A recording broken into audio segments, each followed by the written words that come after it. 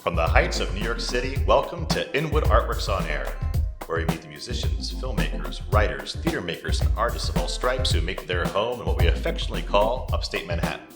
I'm your host, Aaron Sims. I'm Jonathan Bell. And this is Live and Local.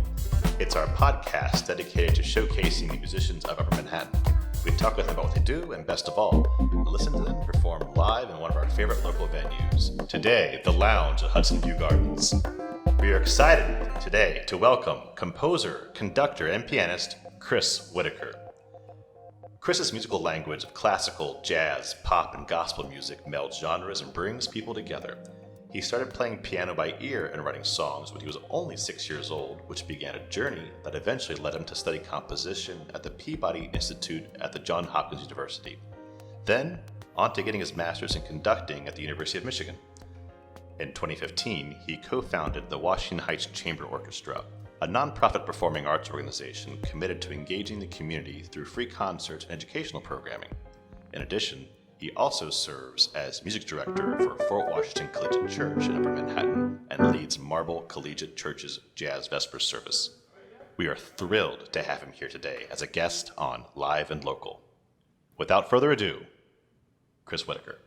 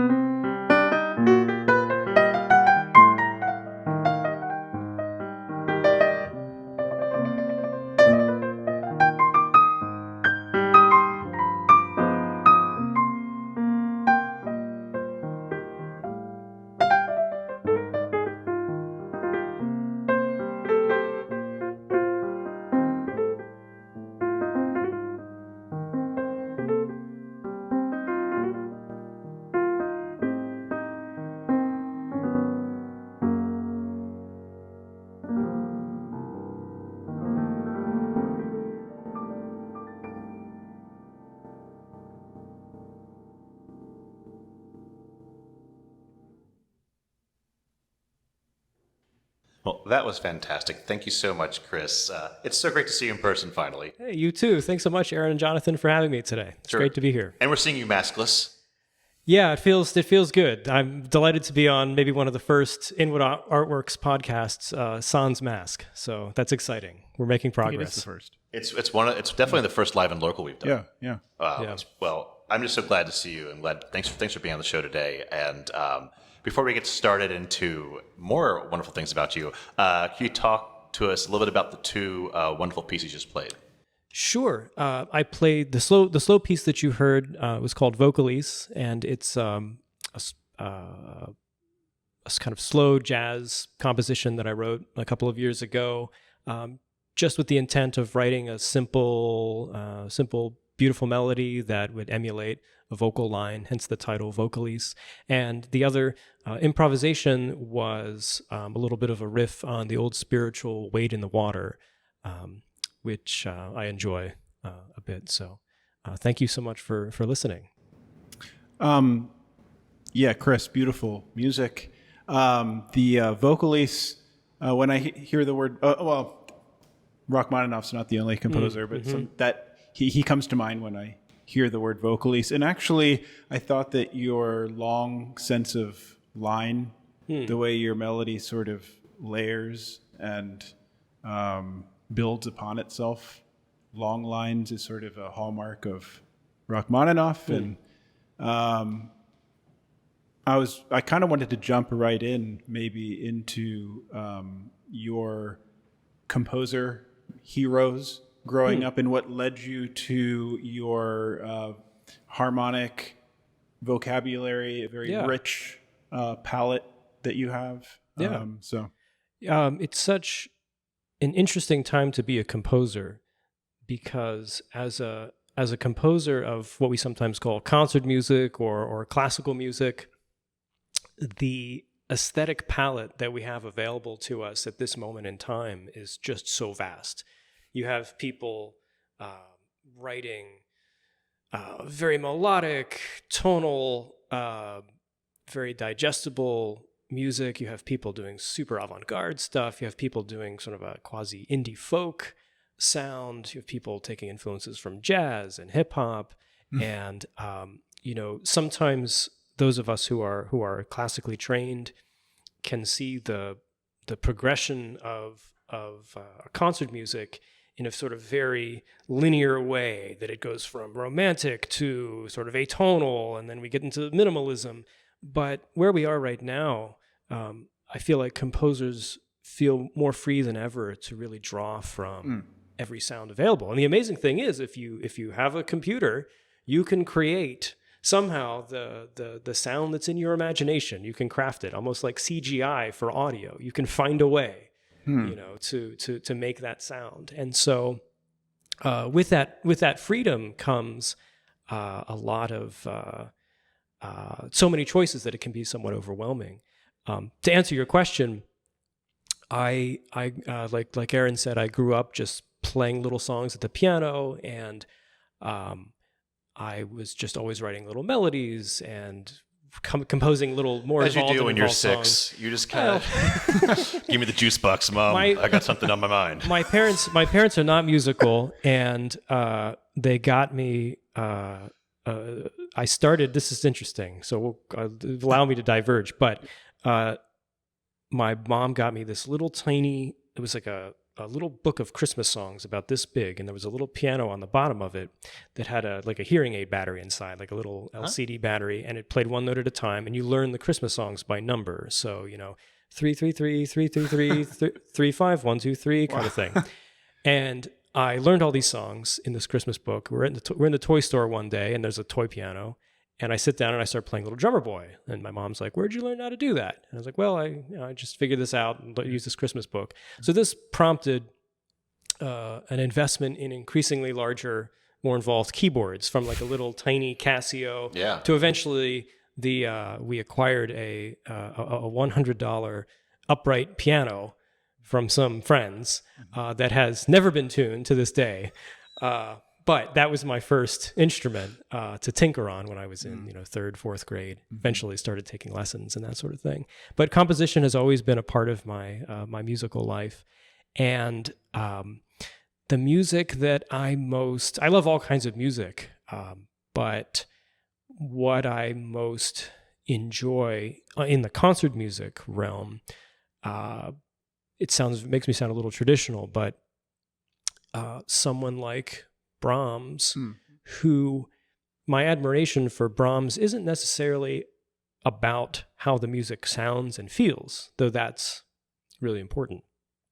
It's the inner workings of how the music is put together. It's what he's kind of done with the core elements he's created, how he's woven all those things together. So what guides me in my composing is it's sort of this tension between the macro and the micro. Like, what do you want it to sound like, and how do you build the elements to get it there? And so it's about like what Brahms does so well is he takes this element, this core of something, and he weaves that throughout to create the macro. And so you come to that sonic world with so many more surprises. Because it's not sort of predestined what's going to happen. There's a sort of a teacher of mine uses the phrase spiraling tapestry that sort of spins itself out, and so it's there literally is a thread all the way through. There's a thread, yeah, and that thread, it's like a DNA or a molecule that sort of infects the piece. So it's in the bass line, it's in the counter line, it's in the form somehow. It's a climax. Something is revealed that was seeded in the beginning of the piece. And so it's that kind of approach to composition that I'm really interested in. And it doesn't really matter that the pieces are, that the elements of the composition are tonal or not, or abstract. It's more about how you put them together that I'm most interested in. Well, you said the first piece was, if I'm not mistaken, a jazz piece, which I can kind of see that, but I was sort of surprised that you considered it, that you confined it to that description. Because yes, I can hear some of that, but I think, when you say you just love so much music, and your initial discussion of the almost overwhelming options that we have currently as composers, I can see that in that piece where it's kind of, to your credit, I'm not sure exactly which category to put it, because I was hearing Sondheim. Maybe that's the furthest thing from your mind, but I heard this sort of Barber and Copeland and Sondheim and sort of and I'm always curious how my reaction, sometimes when I tell people, composers, what I heard, they're surprised by that. But anyway, I can hear a lot of different worlds in that first vocalese. I think the most I'm a big fan of Keith Jarrett, and I think that the I heard that album, in your second. Yeah, for sure. Your improv. Well, that's kind of you. He has an album, The Melody at Night with You, and it's very simple.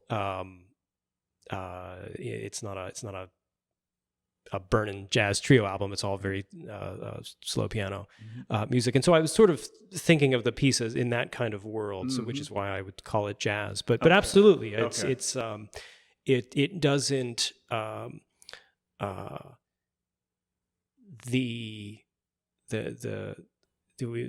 it's interesting what is jazz, or what makes something jazzy, and having that connection to the lineage.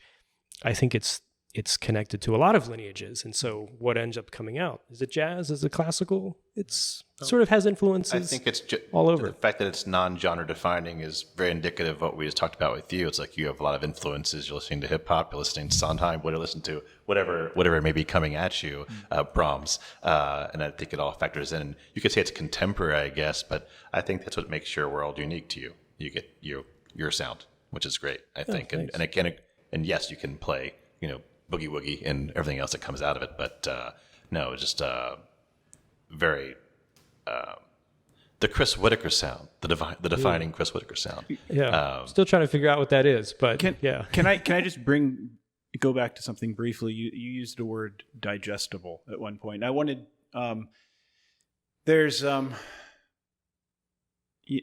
can edit that word out. I'm probably projecting, as I usually do here. But digestible, I think, can have several connotations. One could be, digestible in the sense that it's like pablum, and digestible in the positive sense. Sure. That it's free of unnecessary obscurantism or pretense or something. Or pretense, or so yeah. And I find that your music is digestible in the good sense, if you know what I'm. Well, thank you. Yeah. So if you could maybe elaborate, because I feel like that may speak to your values aesthetically. Yeah. Thank you. I think it's coming through a traditional conservatory training. We are for good reasons often emulating styles and composers that came before us and practicing writing in certain ways and stretching our ears and stretching our boundaries. But after all that's said and done, and you've sort of assimilated the history and the craft into your work, I want to be free of any kind of felt pressure or pretense about what the music should be. One of my teachers one time, I was showing him something, and I said, I was sort of stuck at a moment, and I played the beginning of it for him, and I said, well, I think this is what should come next. And he said, stop. He said, don't think about what should come next. What do you want to come next? And it's a very different way of thinking about it. When I say digestible, in a way, I hope that more and more composers are feeling free from sort of, like you said, that pretense of having to sort of prove something to themselves or prove something to the genre, and really just able to write what they hear and write what they want. Which may mean that it looks like something very, quote, simple or very, very digestible, to use that word. I think there can be sometimes unconsciously operating with some composers a desire to prove one's bona fides in terms of technique and schools of composition, and I felt that too sometimes. And anyway, I think being free of that is a great idea. I don't think it's a new problem, and I shouldn't call it a problem. But when you're playing a classical sonata from Beethoven on, it's often the first movement is really intense, and sometimes when I'm writing a piece, it's the first movement where it's like, now I'm writing a sonata, I'm writing a symphony, I'm writing a da-da-da. And then when you get to the last movement, it's just all like, hey, we're having a great time. This dance, whatever. And so it's by that time sometimes I find that the composer, even in the pieces I play or conduct, the composer is almost the most free, because they've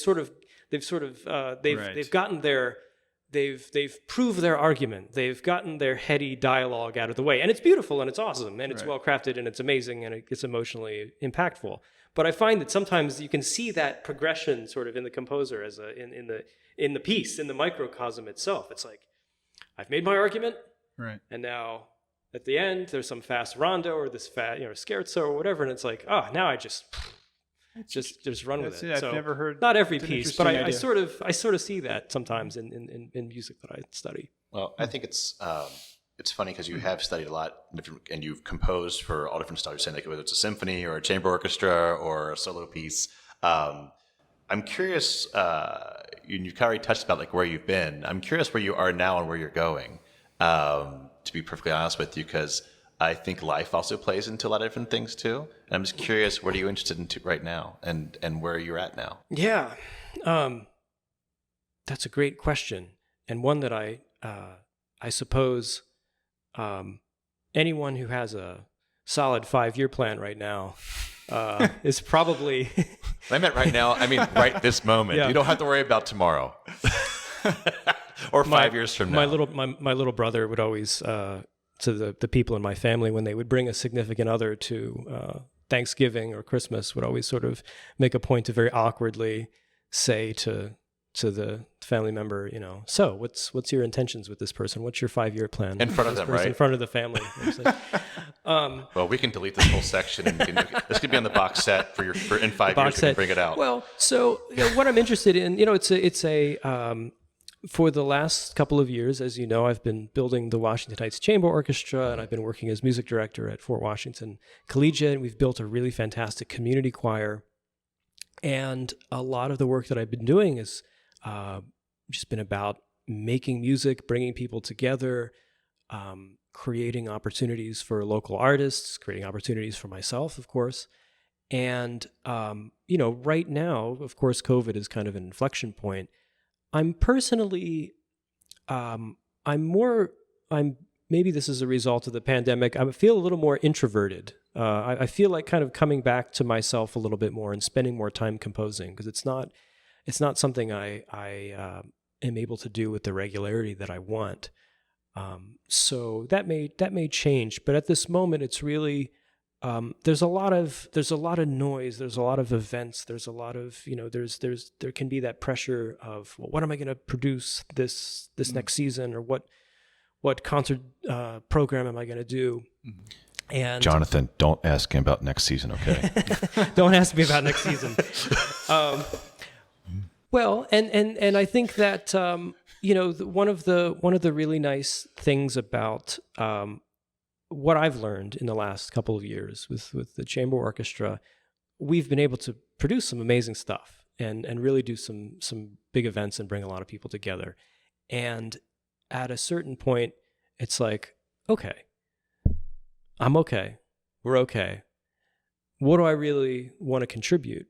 And so is there something else that I can contribute that might be more meaningful, more lasting to myself, possibly the community? So I'm kind of using this time to sort of step back and step out of I think you see in social media, everything's returning, everything's coming back. We got it. Right. I was like, right. I'm not ready.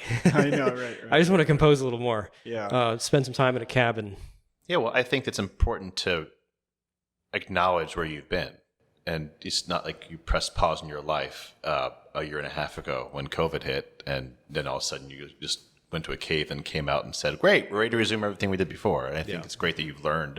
We all have learned so much. Aaron, we've this past year will be kind of a time capsule of interviews. Yeah. With that exact question and topic being discussed by everyone. So it's been very interesting hearing a lot of different perspectives this past year that has been exactly about taking stock and inventory and what is important to you. Mm-hmm.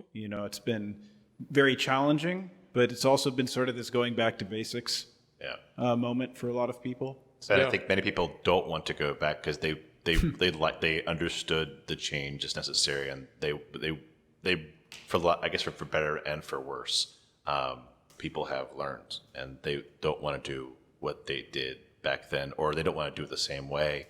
They want to build off of what that is. Absolutely. I think that's important to acknowledge. Aaron, if time permits, I'd like to get a little commentary from Chris about his conducting background and how that has shaped your compositional approach. Sure. I've been, along with the piano, I was interested in conducting from a pretty early age. I don't know, I must have saw Bernstein on TV or something, and I just thought, I want to do that.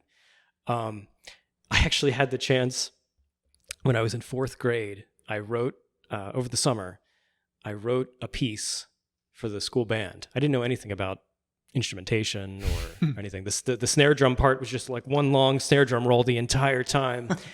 And I called it Chris's Sonata. And, I wrote it very fancy penmanship, excellent penmanship. That's why you wrote the thing, so you actually title it, right? Like that? Yeah. Well, no, I've always liked, the writing on the paper, like that's just, I get off on that. But anyway, I did in fourth grade. So I wrote this song for the school band, and I brought it to my teacher the next, I was a rising fourth grader or fifth grader. I was a rising fifth grader probably. And said, hey, I wrote a song for the band. Like, we have to play it.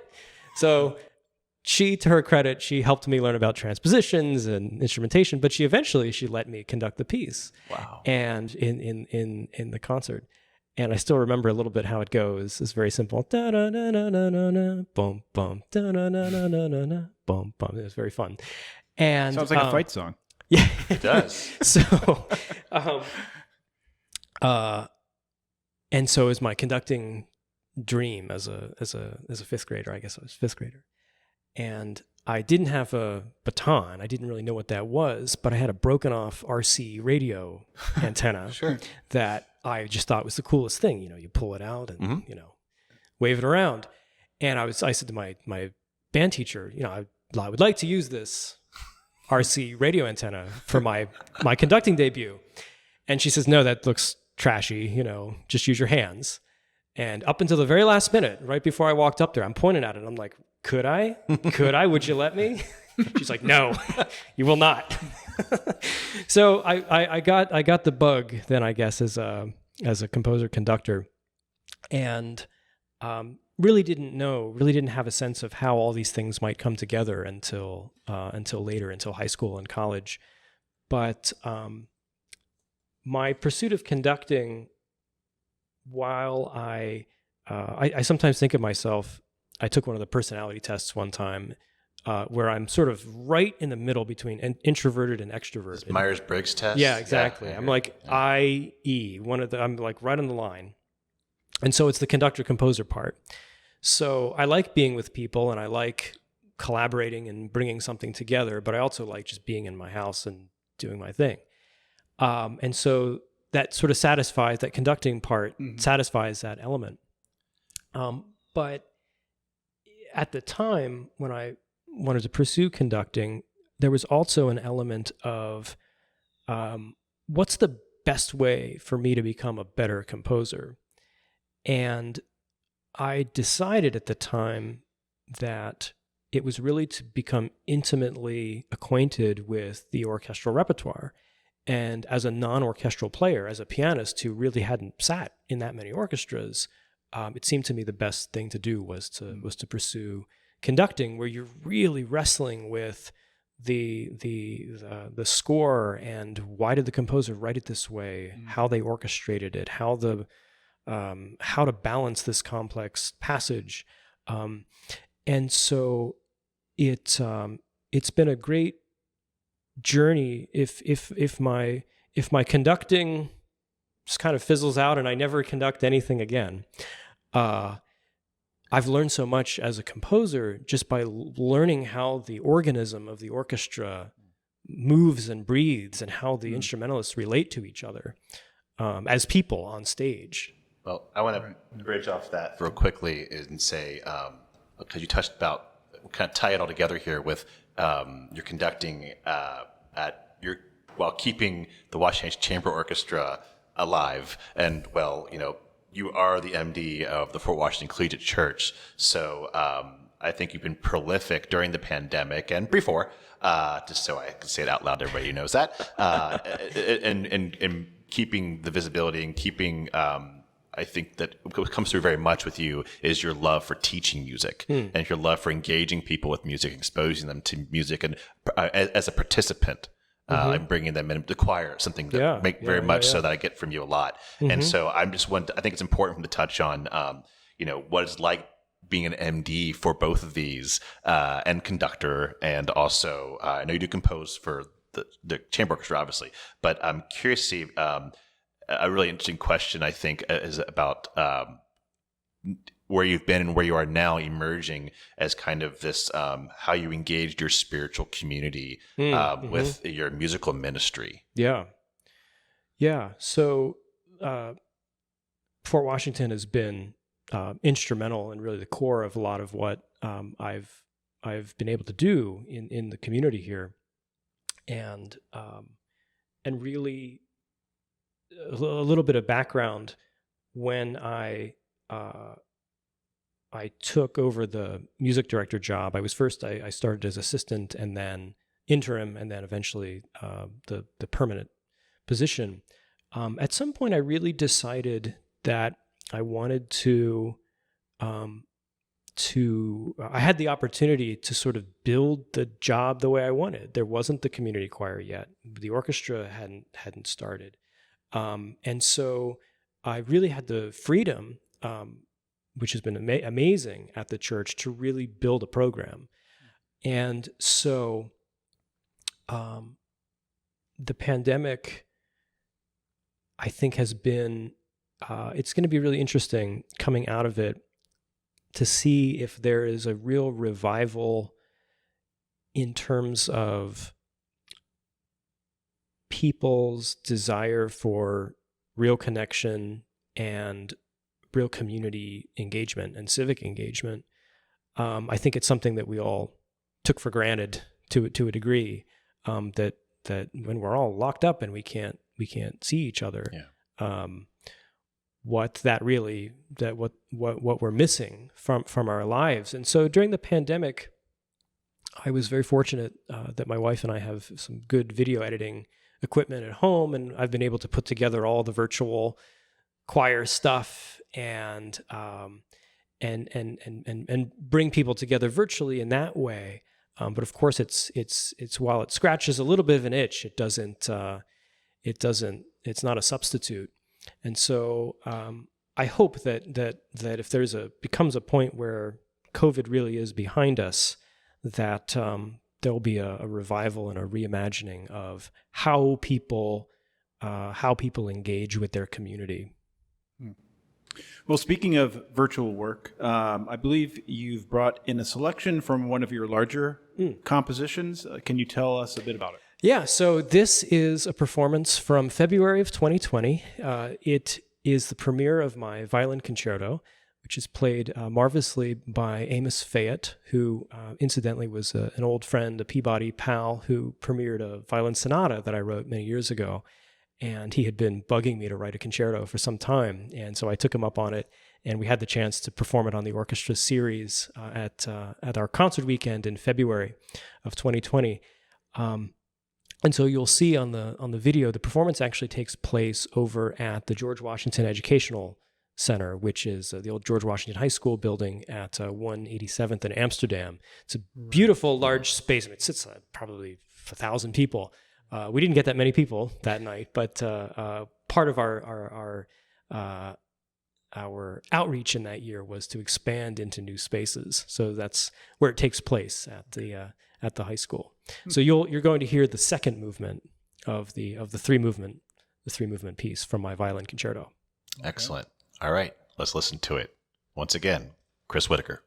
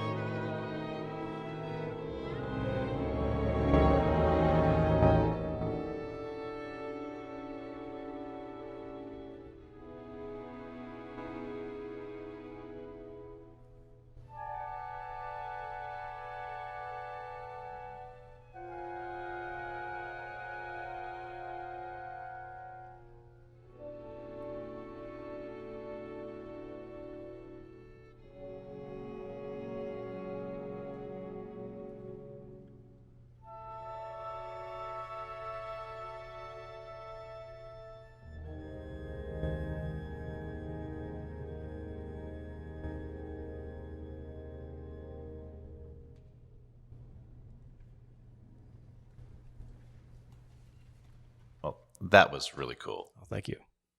Where can our listeners go to follow you and find more of your work, such as Absolutely. your sonatas and concertos and everything else you do? Absolutely. Well, I own the domain chriswhittaker.com, so you can find my music there. You can also find more information about the Fort Washington Collegiate Church Music Ministry at fortwashingtonchurch.org. And of course, you can learn more about the Washington Heights Chamber Orchestra at washingtonheightsorchestra.org or whco.nyc. And there you have it, folks. We'll have some of those links up on our description of this episode to get people going to the right place to find more of your work. Great. Thank you. Chris, as I said before, thanks so much for everything you're doing. And do you want to plug anything that we don't want to talk about the season if you don't want to talk about the season, what's coming up. But if you have anything coming up you want to share with people. Absolutely. I'm super excited to tell you about the pop-up performances we're going to be doing in the park coming up in June and July and August with our presenting partner, the Bizarro Agency. You can learn more about that at the orchestra's website. Also, the orchestra just completed a call for scores for composers who have connections to Uptown to submit string orchestra works. And so from that call for scores, we are recording 4 new pieces coming up in June, and those pieces will be streamed and released later in July. So 2 really exciting projects. You can learn more about both of those at washingtonheightsorchestra.org. And if you're interested in supporting us and supporting our mission, you can find out how to do so on our website. Would that be in the Fort Tryon Park? Well, we'll be in Fort Tryon Park. We'll be in J. Wright Hood, or J. Hood Wright. We'll be in Inwood Hill. We sort of bounce around. So, Very cool. Very cool. So watch the website to find the exact times and locations. Very where good. We'll pop up. Will do. Well, listeners, you have your directions. Go get it.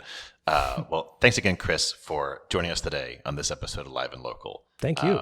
It's here on Inwood Artworks On Air, where we meet the musicians, filmmakers, writers, theater makers, and artists of all stripes who make their home here in Upper Manhattan. If you have a moment, please show us some love right now by rating and reviewing our podcast on Apple Podcasts. That really does help. And thank you to Hudson View Gardens for hosting us and to HeightsiTes.com for tremendous uptown local support. Be sure to follow us on social media at Inwood Artworks to keep up with all that we do, which includes the Inwood Film Festival, Filmworks Al Fresco, public galleries, live performances, and so much more. You can support On Air and all of our programming by making a tax-free donation at inwoodartworks.nyc/donate. This program is supported in part by public funds from the New York City Department of Cultural Affairs in partnership with the City Council, and in part by a grant from the NYC Company Foundation with partial support from Manhattan Borough President Gale Brewer.